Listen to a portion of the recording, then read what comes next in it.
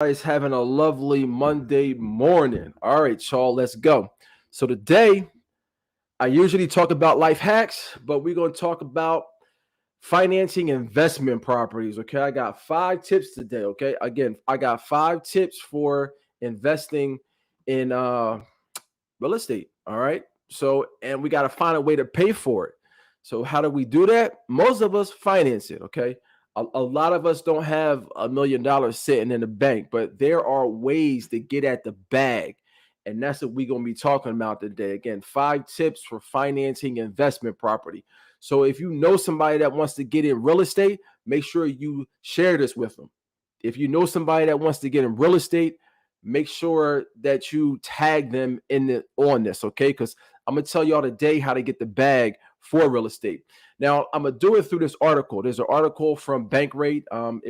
This article is from this guy named James Royal. All right, so I'm gonna be going over this article, and we're gonna see, okay, what he's saying, does it make sense or it doesn't make sense? All right, because you got to understand that real estate is local. Real estate is super local. So what works in California may not work in Philadelphia. What may work in Denver is not going to work in Florida.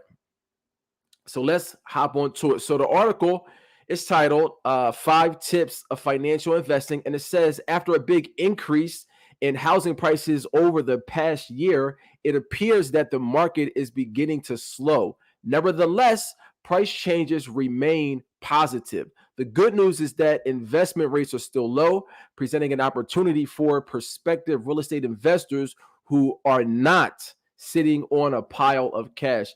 I do agree that it is slowing.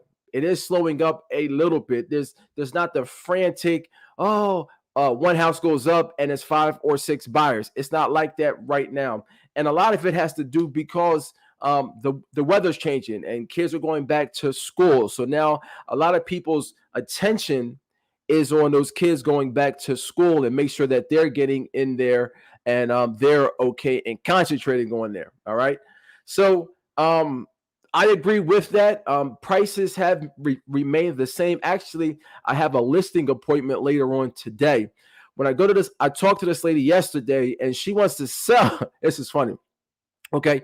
She wants to sell her home for the highest price, but she wants to pay a lower price for the house that she wants to move in.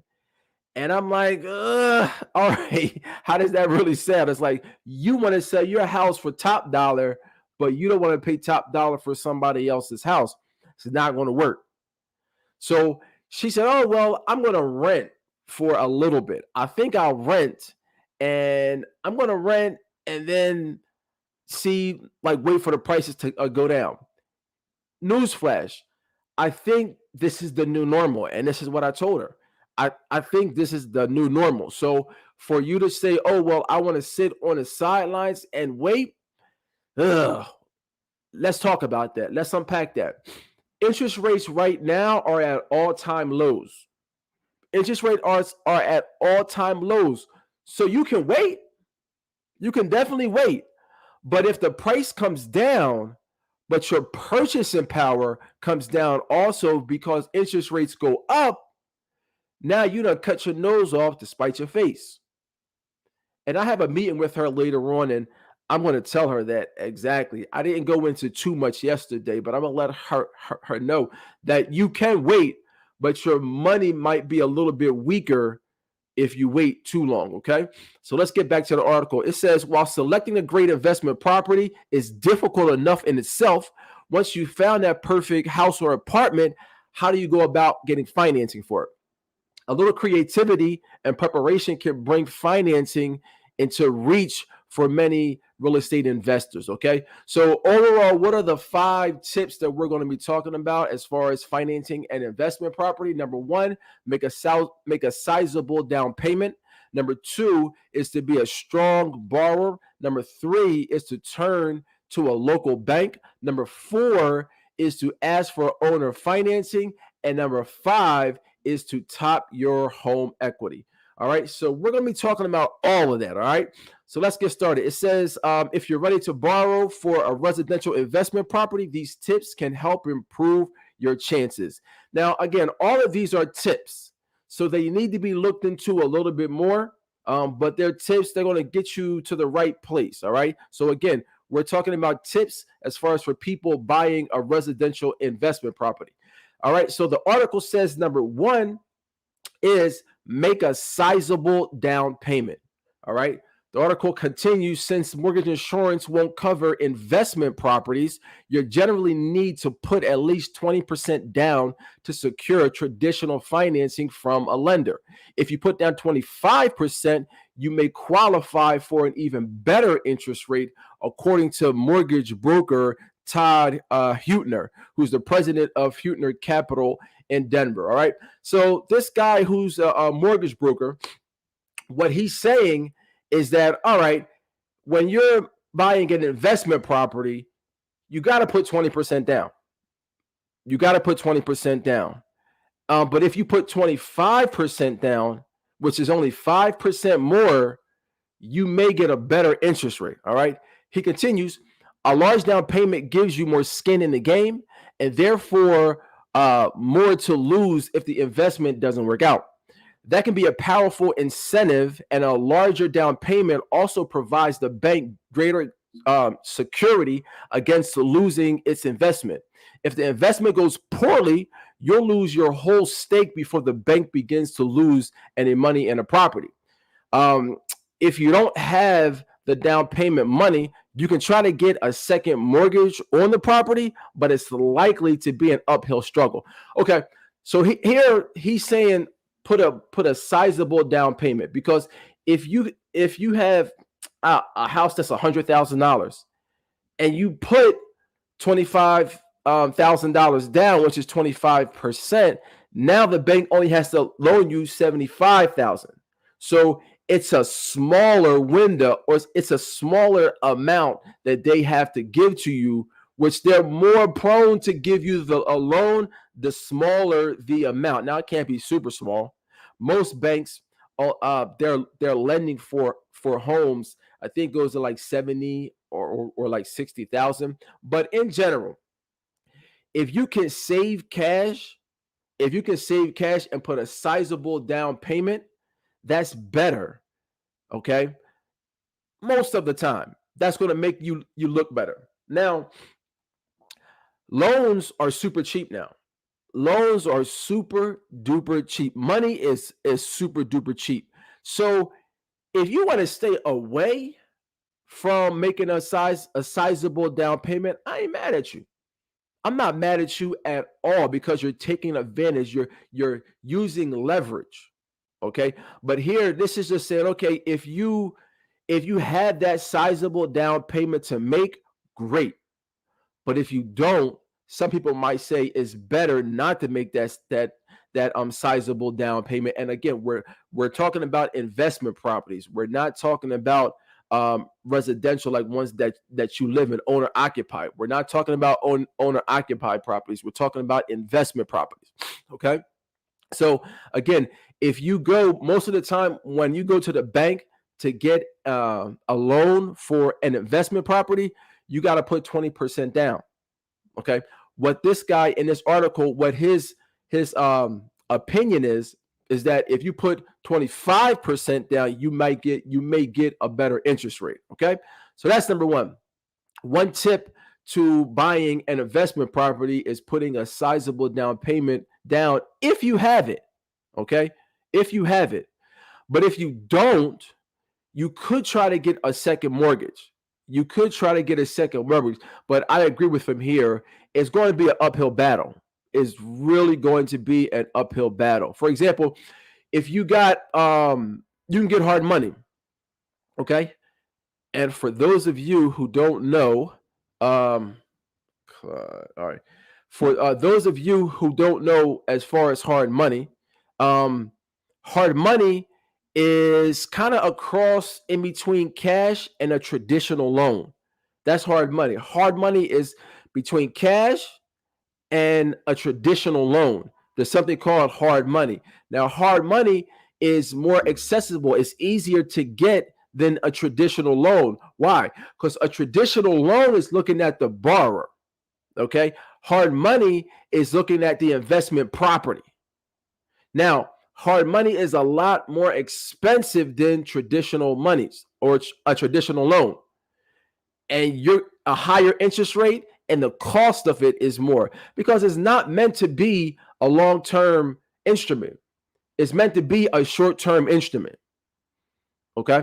So, but even with hard money, you're going to have to put down 15, 20% down because people want you to have some skin in the game. All right. And there's a way around that. And I'll get to that at the end of this. Okay. So you got to stay tuned. You got to stay tuned because I'm going to get to when we get to the end, I'm going to tell you how to cover that down payment. Number 2 is be a stronger borrower. All right. The article says, although many factors, among them the loan to value ratio and the policies of the lender you're dealing with can influence the terms of the loan on an investment property. You'll even want to check your credit score. Okay. Before you attempt the deal, you want to check your credit score. All right. So the guy that's writing this article, what he said is that below a score of 740, it can cost you additional money for the same interest rate. He also says below 740, you will have to pay a fee to have the interest rate stay the same. That can range from 1/4 of a point to 2 points to keep the same rate. Now, let's say a point. You may say, okay, well, what's a point? A point is equal to 1% of the mortgage loan. So a point on $100,000 loan would equal 1,000. The alternative to paying points if your score is below 740 is to accept a higher interest rate. In addition, having reserves in the bank to pay all of your expenses, personal and investment related, for at least 6 months has become part of the lending equation. The guy says if you have multiple rental properties, lenders now want reserves for each property. That way, if they are vacant, then you're not dead. All right, so he's just saying to become a stronger borrower. All right, and where does that start with? That starts with your credit score. Now, 740, he's saying to me that's a little high. A little high meaning what? A little high meaning that he's saying here that below 740, it could start to cost you additional monies for the same interest rate. So I don't know about all that. All right. I would say probably like around 620, and below. You can get a mortgage at 580, but it's going to be subprime rates. It's going to be subprime rates. I would say a 620 and above. If you have something lower than a 620, you definitely want to hit me up. You definitely want to hit me up and ask me about our credit repair program, because we have a credit improvement program. All right. So you if your score is below a 620, you definitely want to hit me up for that. Okay. But getting back to the point, what he's saying is to become a better borrower, you need your credit score needs to be better. Your credit score needs to be better. So if you got a great credit score, that's the starting point. Because you can have all of this money, but if your credit is in the toilet, a lot of lenders won't lend to you. And they just won't. And what he's also saying is now what the lenders are doing is the lenders are requiring you to have 6 months of expenses for that loan or for that house. Some do and some do. I mean, there's so many lenders. And they have different criterias. Bank of America doesn't have the same criteria as Wells Fargo. Wells Fargo doesn't have the same criteria of Police and Firemen Credit Union. They don't have the same criteria. Okay. And I want to get into something, but let me get into it after this third one. All right. So the third one, as far as tips on financing investment properties, is turn to a local bank or broker. It says if your down payment isn't quite as big as it should be, and if you have other external circumstances, consider going to a neighborhood bank for financing rather than a large national financial institution. They're going to be a little bit more flexible. They also know the local market better and have more interest in investing locally. Mortgage brokers are another good option because they have access to a wide range of loan products. But do some research before settling on one. What is their background? Do they have a college degree? Do they belong to any professional organizations? You have to do a little bit more or a little bit of due diligence. Okay, so turning to local banks. Okay, here's my theory. All right, or this is what I do. When I have somebody come, whether they're looking for a home for a residential property or owner occupied or an investment property, I have 6 or 7 lenders that I send them, and I have them fill out applications for all of them. Now, on that list, I have a mix. I have your big boys, and I got your small boys, if you want. So I have all of them on there. Why is that? Because if you're going to get a mortgage, you could get your once you get that first hard pull, because I know people are scared of inquiries, even though they're only 10% of your credit score. But people are so scared of inquiries. That's fine. But what I tell them is when you're going and you're getting a mortgage, what you should do is take this list, because I vetted this list of lending individuals. And again, I got the big boys, I got the small boys, I got the local boys on there also. When you get your credit pulled for a mortgage, you have 14 days or more, but I tell people 14 to be safe. You have 14 days to get your credit pulled a bunch of times, and it only counts as one pull. It only counts as one pull. So in that sense, I'm like, hey, let's go shopping. Let's go lender shopping and see who comes back with the best product. And whoever comes back with the best product, okay, we're going with them. But we have these other pre-approvals in the tuck in case this one doesn't work out. And I've had that happen. I've had pre-approvals with one of my buyers. We have multiple pre-approvals, and we were going with one bank, and for whatever reason, it couldn't be done with that bank. So we stopped, and we reversed, and we went with another one. Didn't miss a beat. Did not miss a beat. And what happens is that when you go to a local bank, or if you go to any lender, a lot of times they're not going to do the loan right then and there. What's going to happen is that they're going to send you to a queue to somebody in Idaho. And when you, and this is not so much for mortgage lenders. This is more for banks and credit unions. Okay, they're going to send you to somebody at a call center in Idaho. That person is not going to know you. That person is not going to know who you are. So basically, what I'm trying to get without being too long-winded is they're going to treat you like a number versus the people that I put you on, I have relationships with. I have a relationship with them. So they know if they screw you over, no more business from me. So they're going to treat you like it's me versus you just going down to your local bank and asking them, hey, I want to do a mortgage, and they send you to a call center in Idaho to John, and you never met John a day in your life. All right. So anyway, make a long story short, just to review, we're talking about tips for buying a home, an investment property. And we're talking, number one was putting a sizable down payment on. Number two was being a stronger borrower. Number three was to turn to a local broker or bank. Number four is ask for owner financing. All right. Again, ask for owner financing. So it says in the days when almost everyone could qualify for a bank loan, a request for owner financing used to make some sellers suspicious of potential buyers. But now it's more acceptable because credit has tightened and standards for borrowers have increased. However, you should have a game plan if you decide to go this route. It says you have to say, I would like to do owner financing with this amount of money in these terms. Um, you have to sell the seller on owner financing and on you.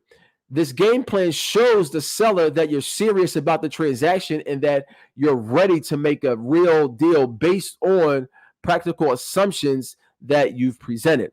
All right, owner financing, what is it? Owner financing is when the owner or the seller becomes the bank.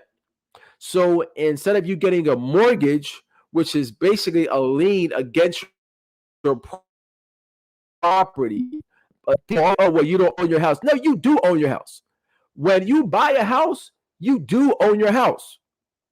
So people need to stop saying that. You do own your house. Now, the mortgage is a lien on the house. So in essence, you have a note, a promise to pay. So you have a note promising the bank, hey, I'll pay this. And if you don't, then what they do is they now file a foreclosure. And a foreclosure is like it's a court case. It's a court case. So now that bank has to go down to the court, and it's a court process. And now they have to prove, hey, this person is not paying me.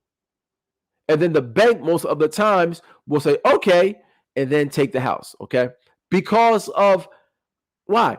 Because of something that you signed. You signed it. You signed the note saying, hey, I promise to pay. I promise to pay. You signed that. All right. So anyway, with asking the owner financing, this is another way that you can get in a home. So you can go to the owner and say, hey, listen, I know your house is worth $100,000. Sorry about that. I know that your house is worth $100,000. Okay, I promise to pay you $600 a month. And then y'all draw up paperwork, and then that owner acts just like the bank. Now you might say to yourself, well, why would somebody do that? Man, people do different stuff for different reasons day in, day out. Okay, so this person whose house is worth $100,000, maybe he doesn't want the $100,000 right now. Maybe he doesn't want the $100,000. Maybe he wants, I don't know, if he got the $100,000, maybe it will bump him up in his tax bracket to a point that's not really good for him. So maybe it's better for him. Okay. What was this? Maybe it's better for him to just get $600 a month versus getting that full windfall of $100,000. But this is a way for people to get into financing. This is a way for people to get into investment products, or excuse me, investment real estate. They can have the owner finance. All right. Number 5 is tap your home equity. It says if you have a significant amount of equity in your primary residence or other investment property, you can use it as a form of financing. If you want to tap your home equity, there are a few ways that you can go about it. All right. So you got a home and your home has equity in it. Okay. What's equity? Equity is the amount of money, is the value of your home over what you owe on it. That's equity. So if somebody asks you, hey, what's home equity? Your home equity is the value of your house over how much you owe on it. So if you have a home that's worth $100,000 and the equity is $50,000, or the loan is $50,000, then your equity is $50,000. 50 plus 50 is 100. Okay. So how do you grab that? How do you access that equity? How do you access that equity? That's what we're about to go into right now.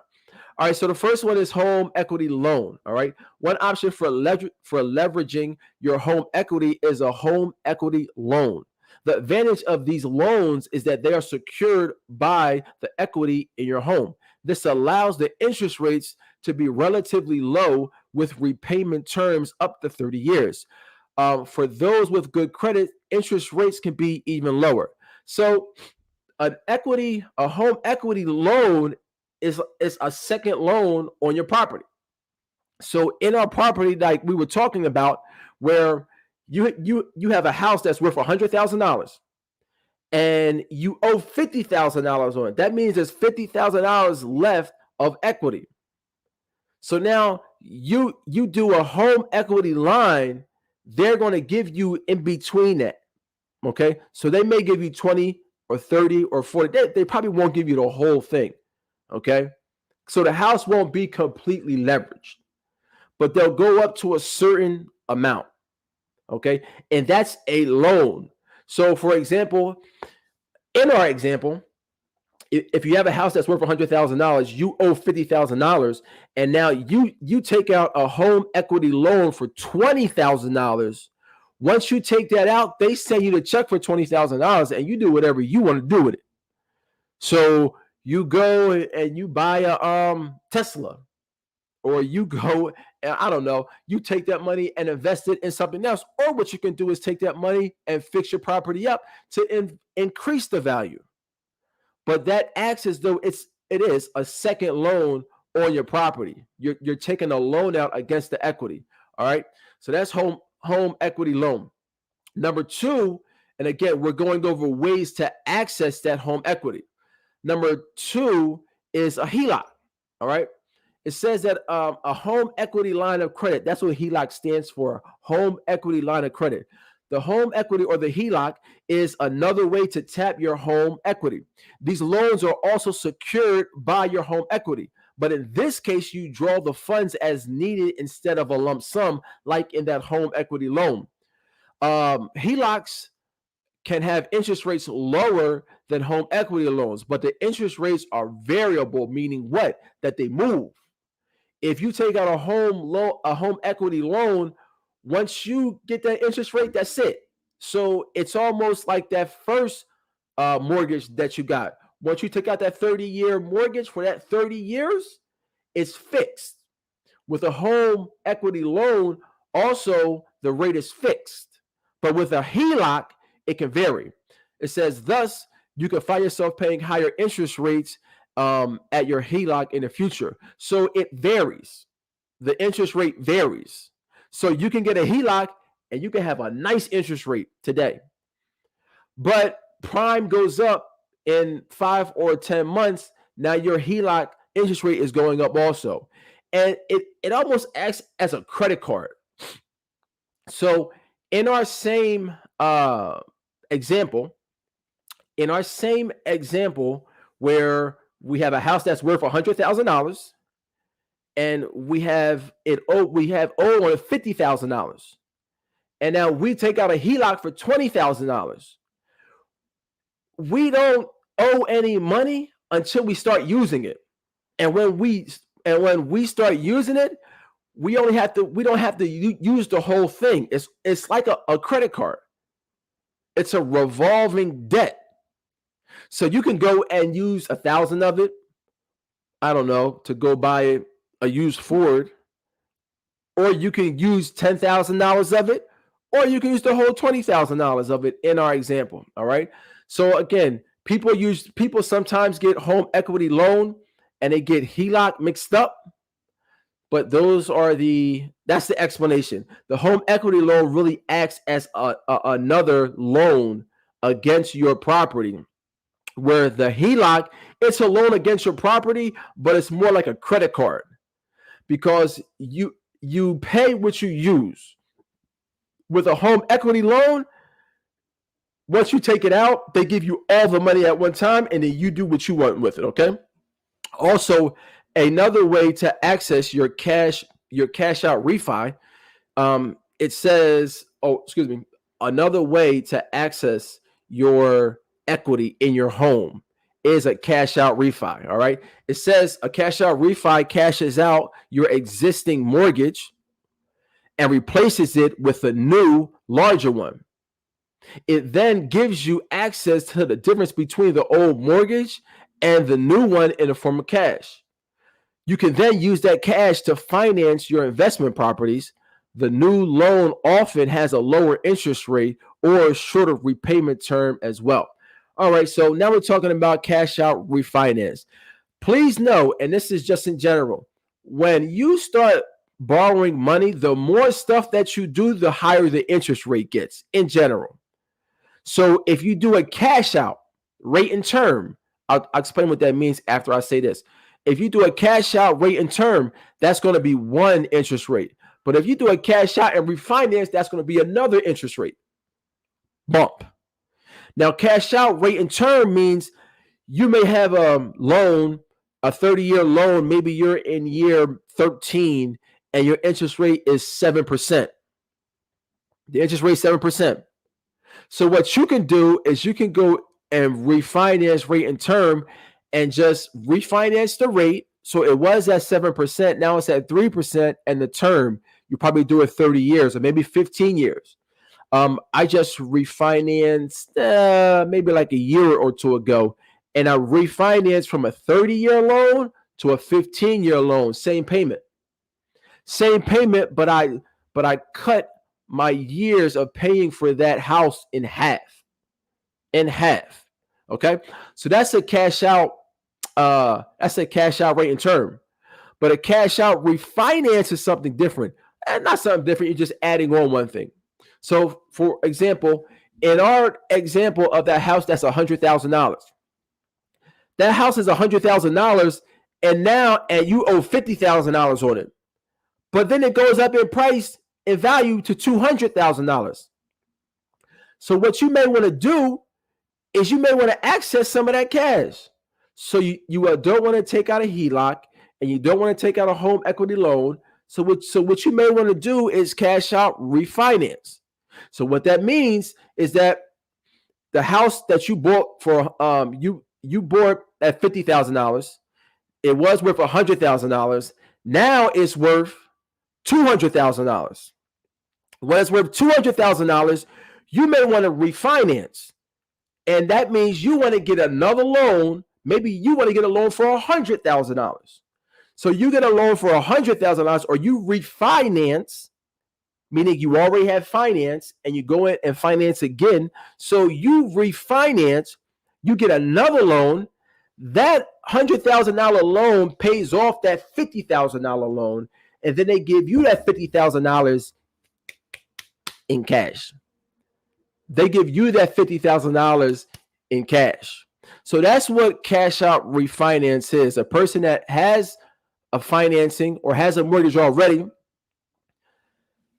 a person has a mortgage already, and then they come back and they do another mortgage, and that other mortgage or that other refinance is going to cancel out that current mortgage, and it's either going to be rate and term, where you're just changing the rate and term, or it's going to be a cash out refinance. And a cash out refinance is when you change the rate, change the term, but you're getting money out of it. Okay. So it says other creative financing options. If it says if all else fails, sometimes you have to get creative. Fortunately, there are several other options, available options to finance your investment property. So the ones that they talk about here is number one, peer-to-peer lending. It says peer-to-peer lending has become popular in recent years, with several lending platforms popping up online. This is a way for investors to connect with borrowers who need financing for various purposes. Investors like them as a form of alternative investments. But of course, there is also someone on the other side. Fees and interest rates are generally low, depending on your credit worthiness. There are different peer-to-peer lenders out there. I haven't used any of them personally, but there are peer-to-peer lending places out there. And what that means is that you have people like peer-to-peer car service. Peer-to-peer car service is like Turo. You got peer-to-peer, I want to say hotels, but whatever you're going to call Airbnb, that's peer-to-peer. That's me having a home, me using a platform to rent it out to somebody else, whether that's a home or whether that's my car. Where there are lending peer-to-peer platforms also, where I have money to lend, and I use this platform for a fee to lend it to people. Okay. The next we have is fix and flip loans. It says sorry, my mouth got tied there for a minute. It says fix and flip loans as their name implies, are generally short-term loans intended for a house or for house flippers. These are hard money loans with interest rates typically in a range of 12 to 18% plus 2 to 5 points. If you come across a property that you would like to flip up and sell in the next 12 or 18 months, a flip and flip loan might be worth a look. Okay, so here they're categorizing, because we talked about hard money loans before, but here they're categorizing hard money loans with fix and flip. You don't necessarily need to use a fix and flip loan or hard money loan just for fix and flips. You can also use a hard money loan to do rehabs. It's called the BRRRR method. Okay, you buy, rehab, rent, and repeat. So what that means is that you get a hard money loan. We talked about a hard money loan. It's a short-term loan. It's very expensive, but it's a short-term loan. You get the short-term loan and you fix the house up. Then once you fix the houses up, then you refinance them. Now, here's the thing. I hope y'all paying attention, okay? I hope y'all paying attention. Here's the thing, especially if you do the BRRRR method. If you do the BRRRR method, you definitely want to hear this, okay? But before I say it, I need you to like this and I need you to send it out to 5 people. Before I send this, before I say what I'm going to say about these loans, okay, I need you to like this post, like this, and I also need you to send this out to 5 people. All right, I'm going to give y'all 5 seconds. 1, 2, 3, 4, 5. All right, y'all. Here's the thing, is that if you are buying homes and you're not flipping them, but you're doing the BRRRR strategy, meaning that you're getting a hard, and this is what people normally do. Sometimes not everybody, but this is what people normally do. What they normally do is a lot of people will get a hard money loan. They'll buy the property and they'll also do the construction. And then when they do the construction, they'll refinance out of it. But here's the caveat. Most banks, there's a seasoning period. There's a seasoning period, meaning that you have to hold that property for X amount of months. Well, I got a bank, or I have a lending institution where there's no seasoning. No seasoning. You know how big that is? So you can buy a property, and let's just say you got some super awesome contractors. Because what would normally happen is if you had some super duper nice contractors, you bought the property and then your contractors flipped it or rehabbed it within a month or two. Usually they make you wait to have it for 6 months. You have to have it for 6 months, and then you can refinance out that hard money loan that's super expensive. That's the interest rate is like 18%. Okay. The house would have to be seasoned. But I know a mortgage company where it doesn't have to be seasoned. I also know a mortgage company that does no doc loans. It's a bad word. No doc loan. That's a bad word. If you came up in a real estate game like I did back in the day, you know that no doc loans, man, they had housekeepers buying $400,000 houses because people were stating their income. But anyway, I'm not going to get too much into that. Also, life insurance policies. It says life insurance policies may be considered a liquid asset depending on which type, which is preferable for lenders. In particular, a permanent life insurance policy gives you easy access to cash. You can borrow against that money, which can help when purchasing a new home. This makes you more attractive to lenders and can make it easier for you to secure financing. So you have this whole life policy, and this whole life policy allows you to borrow money, and this is very high level. Very high level. If you want to know more about this, then I got a guy. All right. I got a guy for most things, but I got a guy that you should talk to. DM me and I'll put you on. Okay. But for real estate, for life insurance policies, there's certain life insurance policies that you can borrow against. And I don't want to say the trick of it, but while you're borrowing the money, that money in your life insurance policy is still accruing interest. So normally, for example, if you bought a home, you would buy a home, you get the money from the bank, you send them to the bank, and now, or you buy the home, they pay for it, you get a promissory note, and then you pay a monthly bill. But if you had borrowed that money from your life insurance policy, now while that money is out, it's still accruing interest within your life insurance policy. All right. So I don't have one of these, so I'm not too knowledgeable on the inner workings because they call it infinite banking. This is what they call it.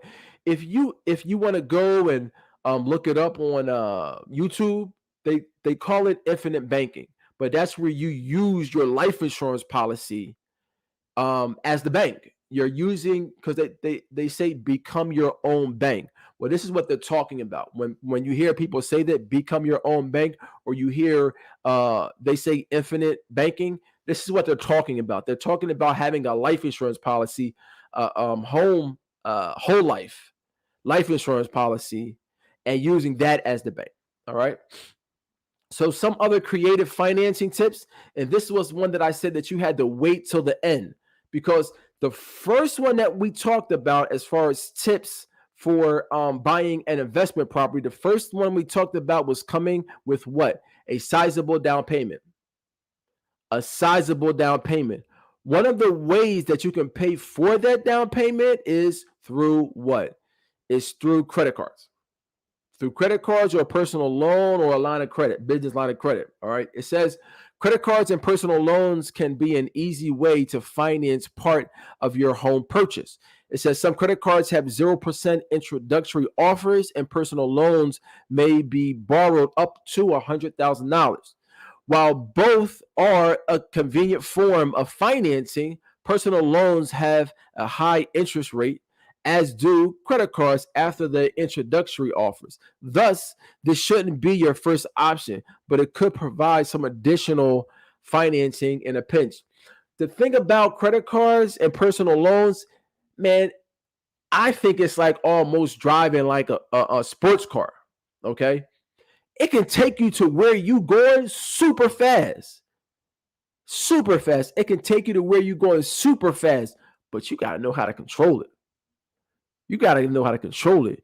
You can't be in a Lambo going 200 miles an hour and not know how to control it, because what's going to happen? You're going to crash, right? You definitely going to crash. Well, it's the same thing here. It's the same thing here. With credit cards, what I do, and this is one of my strategies, is that I'll have a credit card with the zero introductory offer. I make sure that it's like a year or so. I'll make sure that it's a year so I have time to get the project done. And then I'll use that. I'll use that. Okay.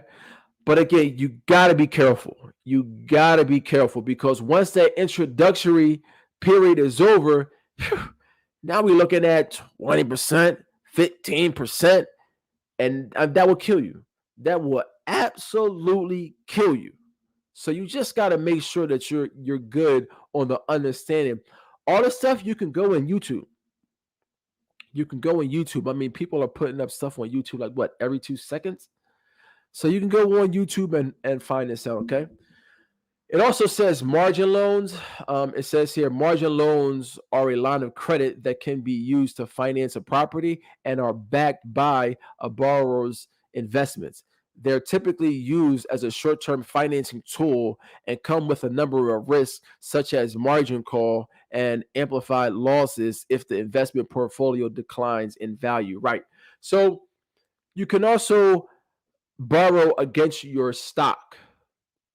But if that stock goes down to a certain amount, then there's something called a margin call. What a margin call is, the lender is saying, all right, man, y'all got to pay me, like you got to pay up.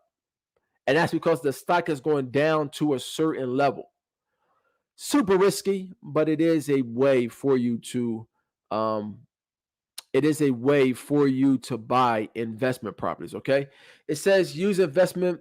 It says use investment to create retirement account. All right, real estate is a popular way for individuals to generate retirement income. In fact, it's now America's favorite long-term investment. Yeah, because you see everybody doing real estate. Everybody want to do real estate. Okay, that popularity particularly relies on real estate producing a steady stream of income as investors collect a regular monthly rent from their tenants. For retirees, a steady income is exactly the kind of security that they're looking for when not fully employed. It says, and retirees have upside on their income. Over time, a well managed portfolio can increase in rents, putting more money into investors' pockets each month. The property can also increase in value, so when it comes time to sell or even invest in another property, there's equity that can be tapped. Of course, investment properties has other advantages, especially around taxes. We won't talk about that. We talked about that last time. Okay, if you don't want to get into managing property directly, you can buy it via real estate investment trusts or REITs. It is the stock market, and let a professional manager deal with all the problems. REITs are tremendously popular with retirees because of their steady dividends. All right, it says bottom line, real estate is usually a long-term game where the gains tend to come over time. But however, you invest in real estate, you can make money if you follow smart principles of investing. When financing property, make sure you can afford the payments when you take out the loan. Then, as you pay down the loan over time, consider how you might be able to reduce the interest expenses even further based on your solid borrowing history and lower outstanding loan balance. Okay, so bottom line is that real estate is America's darling as far as investments go. Okay, it's something that's tangible. It's something that I have more control over than Microsoft stock or Tesla stock. I got more control over, so that's good for control freaks like me. Okay, and again, it says when financing property, make sure you can afford the payments. Definitely, you should understand that you can afford the payments before jumping in. You definitely so this you need to sit down with a professional before anything. That's the first thing. You need to sit down with a professional. All right. But as far as long-term investment goes, two words: real estate. All right, y'all. So on this live this morning, thanks for being with me. Thanks for staying with me. Again, like this, please send it out. But again, we went over 5 tips to finance investment properties. Number one, to make a sizable investment payment. Okay, again, to make a sizable down payment. This is the word I was looking for. A sizable down payment to be a strong borrower. Number three is to turn to a local bank or credit union. And number four was ask for owner financing. And number five was tap your home equity. If you need help with any of this, make sure you get at me. And also, if you're looking to buy a home, sell a home, or invest in real estate, I got you. And again, I'm licensed in Jersey, in Delaware, and PA. But if you have something that you want to do outside of that, contact me also because I have folks all through the United States, y'all. All right, y'all. Until the next time, it's Khalid Nathan Aleem, the real estate bull. I'm out. All right, y'all. Take care.